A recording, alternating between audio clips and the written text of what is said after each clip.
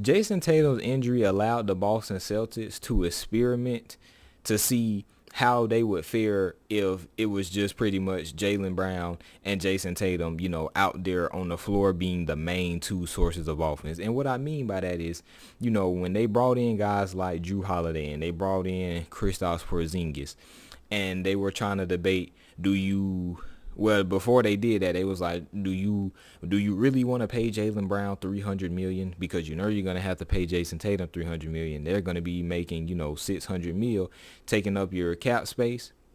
Do you really trust to, win a championship building around those guys? And they did. They answered that question the very next season by getting Drew Holiday and Kristaps Porzingis. But they quickly got over the luxury tax.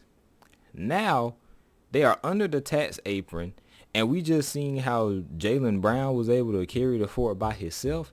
So, well, not by himself, because he did still have guys like Derrick White, but that's what you would have to do. With the new CBA rules, they pretty much told the Celtics, you're going to have Jason Tatum and Jaylen Brown, and you're going to have, really good pieces around them. You're not going to have like no superstar all-star. And I feel like Derrick White is that perfect player to be, right before all-star, but right a notch above role player.